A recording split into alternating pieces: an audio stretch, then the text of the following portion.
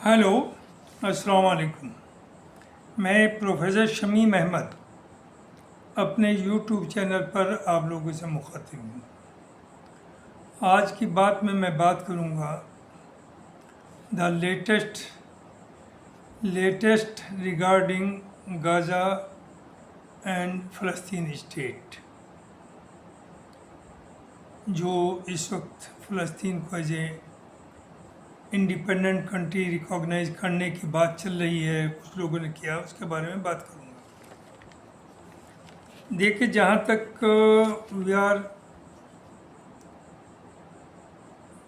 Very excited to listen, जो कल की न्यूज़ है कि कनाडा ने, ब्रिटेन ने, ऑस्ट्रेलिया ने और उसके बाद फ्रांस ने भी फ़लस्तीन को as a independent state recognize कर लिया है और जल्दी ही यूके में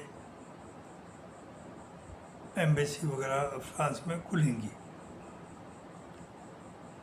सवाल ये आता है, और ये भी है साथ साथ, कि अभी और काफ़ी मुल्क, जनरल असेंबली है मोस्ट प्रॉब्ली टुडे इटसेल्फ, उसमें अनाउंस करेंगे और मोर देन 100 कंट्रीज ऐसे होंगे जो फ़लस्तीन को एज ए इंडिपेंडेंट स्टेट मानेंगे।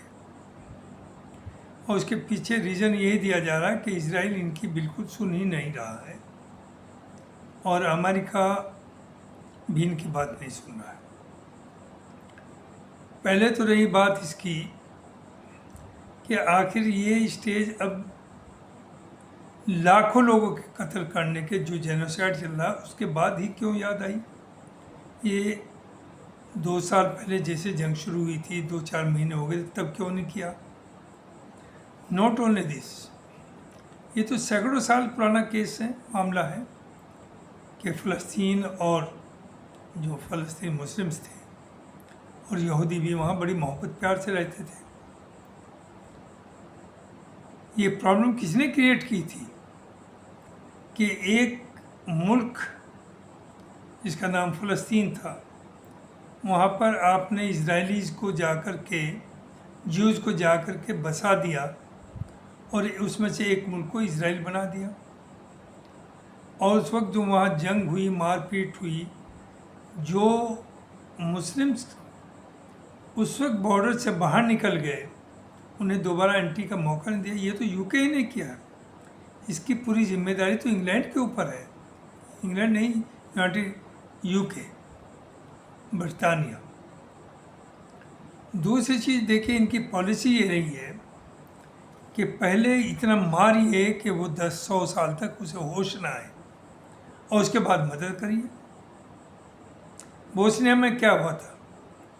बोस्निया में जब लाखों आदमी मार दिए गए, बहुत बड़ा जेनोसाइड हुआ, औरतों के साथ क्या क्या हुआ, वो सब हो करके जब ख़त्म होने को था, तब आपने वहाँ एक्ट किया, अपनी आर्मी भेजी उन लोगों को, ये जंग वहाँ मैसेकर बंद कराया।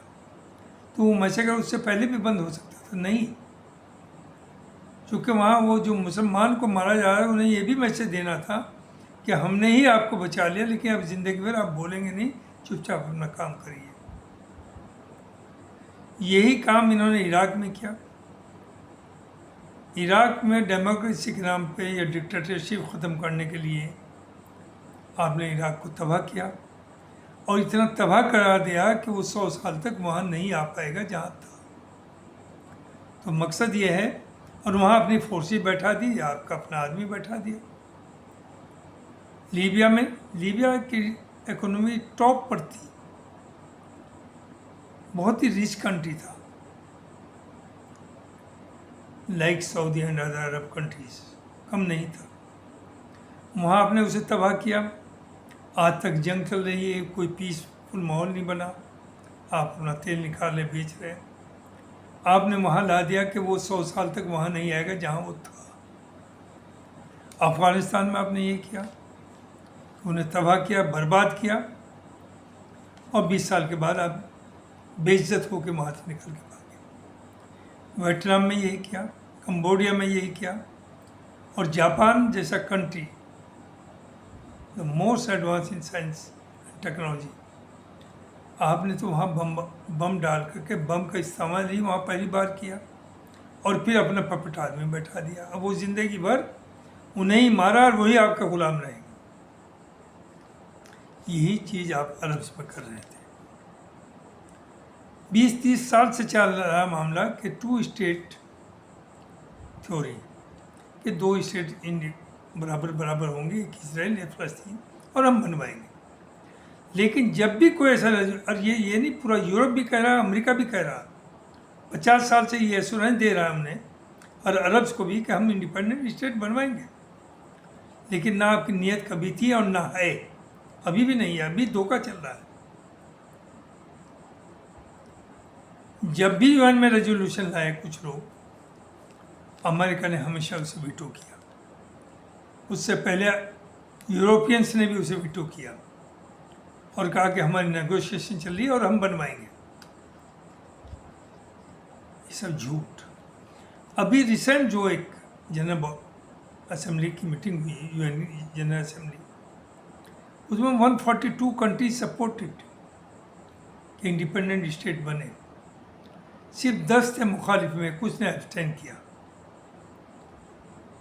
लेकिन नतीजा क्या हुआ कि वहाँ मारकाट, जेनोसाइड और ब्लड स्केल में शुरू कर दिया नेतन्याहू ने, और उसने कहा आप कोई रेजोल्यूशन पास कीजिए, वी डोंट केयर।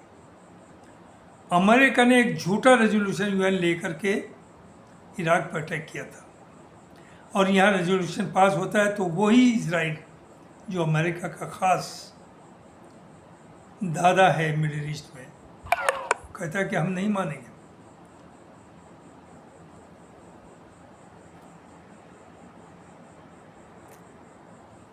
और न मानना है। उसके बाद यूएन सिक्योरिटी काउंसिल की मीटिंग हुई। सिक्योरिटी काउंसिल में तकरीबन 15 में से 14 ने in favour of independent state के बारे में वोट दिया।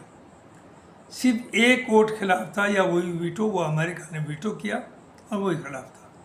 15 में से 14 ने सपोर्ट किया, और अमेरिका कहता कि नहीं, हमारी नेगोशिएशन चल रही है। ये अमेरिका का, इजराइल का मिली भगत है और पूरे यूरोप की मिली भगत है कि पूरे फ़लस्तीन को इजराइल का हिस्सा बनाना है, ख़त्म करना है। और इसमें अरब भी सब मिले हुए थे,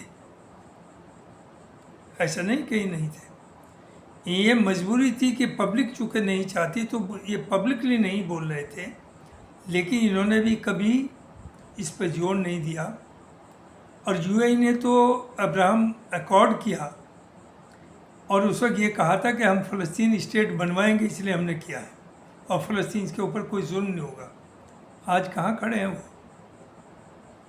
लेकिन अब जब उनके ऊपर खुद आई है, कतर के ऊपर अटैक हुआ, सऊदी और जितने सारे अरब कंट्रीज़ हैं, वो इस घबराहट में है कि कल को आपका भी नंबर आना है। ये बात हमेशा सब कह रहे हैं कि नंबर आपका आना है, लेकिन आप मानने को तैयार नहीं थे। अब आप तैयार हुए हैं जब आपके ऊपर अटैक हो गया। तो यहाँ तक ये रिकॉग्निशन का सवाल है। अगर 140 कंट्री भी इसे रिकॉग्नाइज कर लेते हैं, इससे क्या फ़र्क पड़ रहा है? आप तो वो करिए कि जो नहीं मान रहा, जिसके खिलाफ ये रेजोल्यूशन है, इजराइल को कंडम करिए और वहाँ से पास करिए रेजोल्यूशन कि अगर नहीं मानेगा तो आप एक्ट करेंगे, जो आप में दम नहीं है। क्योंकि यूनाइटेड नेशंस के पास कोई ऐसी पावर नहीं है कि वो अपने रेजोल्यूशन को इम्प्लीमेंट करा सके। ये रखा गया सोच समझ करके। तो बहुत खुश हैं, no doubt, it's a good move, we also welcome it. कि देर है दुरुस्त है, आप वेलकम इसे रिकॉग्नाइज कर रहे हैं। लेकिन इस रिकॉग्निशन से बहुत कुछ होने वाला है, ये नज़र नहीं आ रहा। क्योंकि वो तभी मुमकिन है जो वहाँ परमानेंट सीज फायर हो और फिर आपस में बैठ कर के बात हो कि किस तरह से बंटवारा हो।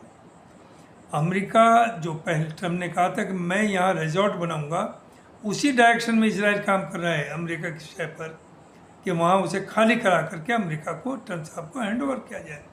ये उनकी अंडरस्टैंडिंग है।